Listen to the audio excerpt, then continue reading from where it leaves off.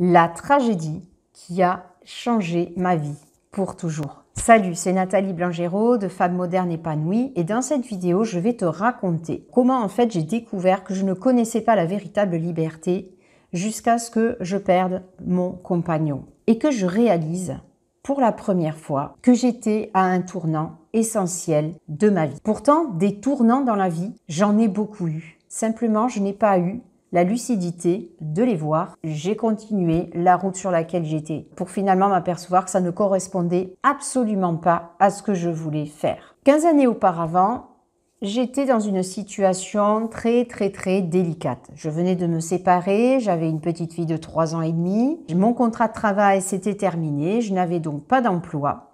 Et comme beaucoup de personnes, je suis temporairement retournée vivre chez ma mère en attendant de retrouver un emploi. J'ai retrouvé un emploi, on va dire relativement rapidement. J'ai pu stabiliser ma situation professionnelle. Malheureusement, pendant toute cette période de latence, j'ai accumulé les dettes pour pouvoir vivre, tout simplement. Et mon simple salaire ne suffisait pas pour éponger cette dette. J'étais donc dans des situations très compliquées que peut-être tu vis en ce moment ou tu as vécu dans ta vie, de découvert en permanence et d'angoisse à chaque fois qu'il fallait changer les chaussures de la petite ou si la machine à laver tombait en panne.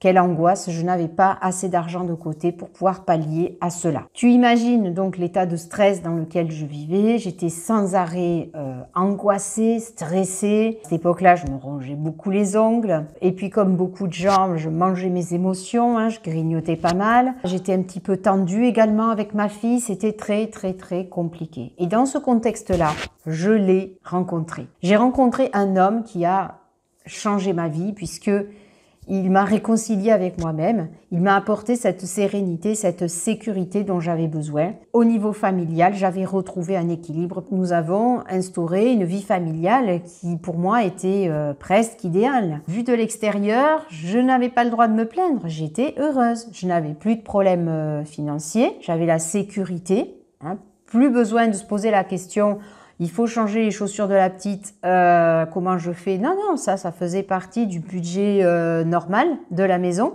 Aucune angoisse. La seule angoisse, c'était, entre guillemets, quand est-ce que je vais le faire parce que je suis occupée, je travaille, etc. Mais c'est tout. Par rapport au problème d'argent, je trouve que c'est assez mineur comme souci. Et finalement, cette vie-là, elle me convenait très bien. Les premiers nuages sont apparus. Alors c'est venu tout progressivement et c'est pour ça que j'ai mis des années avant de réaliser qu'en fait je m'étais prise dans une voie qui ne correspondait pas du tout à mes aspirations. Ça a commencé avec moi au niveau professionnel. J'étais sur un nouveau poste qui ne m'épanouissait absolument pas pour plusieurs raisons. D'abord au niveau du contenu du poste qui n'était pas à la hauteur de mes ambitions, mais également au niveau de l'ambiance de travail. Et je pense que c'est surtout le plus important là. L'ambiance de travail telle qu'elle était, c'était insupportable au quotidien. J'allais au travail la boule au ventre et puis c'est venu progressivement. Et plus j'avais cette ambiance délétère au travail, plus je culpabilisais d'être à l'extérieur alors que mes enfants, j'avais envie d'être avec eux. Et c'était même pas pour une bonne raison. De jour en jour, ça se conforte, c'est-à-dire qu'il se passe des choses au travail qui font que c'est de plus en plus pénible, de plus en plus désagréable. Et plus tu es dans cette spirale, plus toi-même tu n'as pas la bonne attitude et donc résultat, ça s'empire de fil en aiguille. Et j'ai vécu cela dans une plus grande solitude parce que je n'ai pas eu la compréhension de mon compagnon par rapport à ça. Et avec le temps, je me suis rendu compte qu'en fait, je n'ai pas vu le fait que lui aussi se trouvait dans une situation hyper délicate. On s'est renfermés tous les deux dans notre bulle, à essayer de gérer nos problèmes seuls, moi pensant qu'il s'en fichait complètement de mes problèmes et lui pour ne pas me polluer avec ses problèmes. On s'est un petit peu éloigné et le bonheur s'est écaillé, si je puis dire. La première fissure du bonheur est apparue à ce moment-là. J'étais une maman donc avec des horaires très longs, j'avais en plus du stress au travail. J'avais cette angoisse d'organisation, la fameuse charge mentale dont on entend parler partout. L'événement qui m'a vraiment bousculée, c'est lorsque dans cette période très stressante, j'ai fait une fausse couche. Ça m'a achevée. C'est-à-dire que là, je me suis dit non, là, trop c'est trop. Pour moi, c'était un véritable deuil. Ce traumatisme m'a fait réfléchir et je suis très vite retombée enceinte et j'ai eu cet enfant. Et ça a été vraiment la respiration pour moi. La pause respiration, ça a été de m'éloigner de ce contexte toxique au boulot pour pouvoir être plus à l'écoute de ma famille.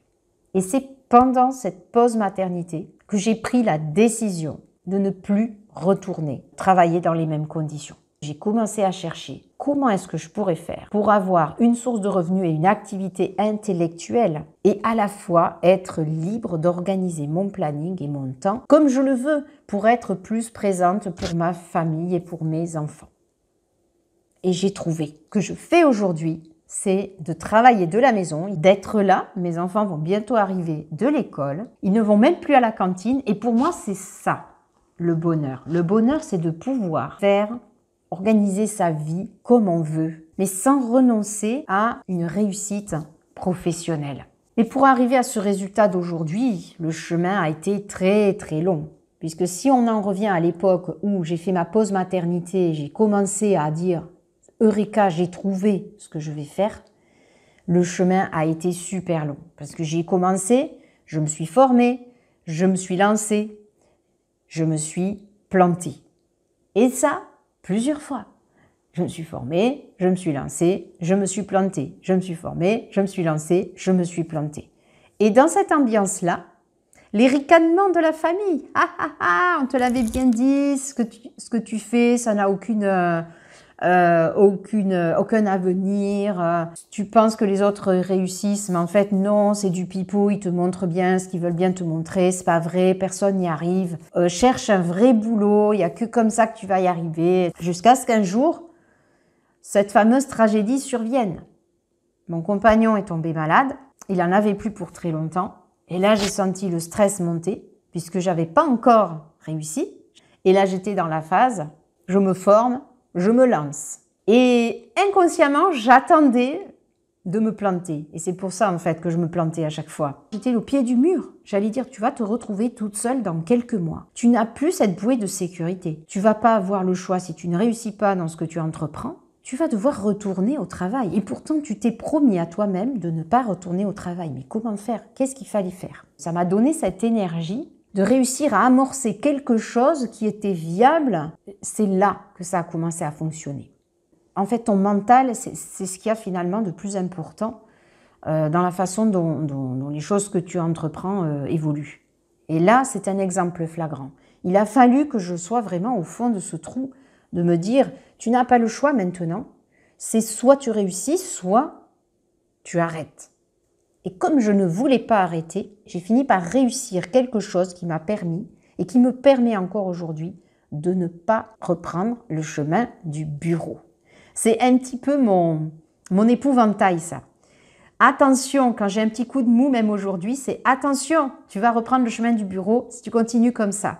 Alors voilà, si tu entreprends quelque chose, le conseil, c'est aussi d'avoir cet épouvantail et de secouer de temps en temps l'épouvantail pour te dire attention, tu frôles la ligne rouge, il ne faut pas se relâcher. Cette vidéo se termine sur ces bons mots. Si tu as aimé, bien, je t'incite à mettre un petit pouce et à partager cette vidéo. Si tu souhaites savoir comment j'ai réussi à construire ma vie et à gagner ma liberté, je te propose de découvrir en cliquant sur le lien ci-dessous la méthode Maman Moderne Épanouie, qui est en fait la synthèse de tout ce que j'ai appris pendant ces années de je me forme, je me lance et je me plante pour finalement réussir et aujourd'hui te restituer le chemin le plus simple et le plus fiable pour à ton tour réussir et te créer une vie libre et joyeuse avec tes enfants.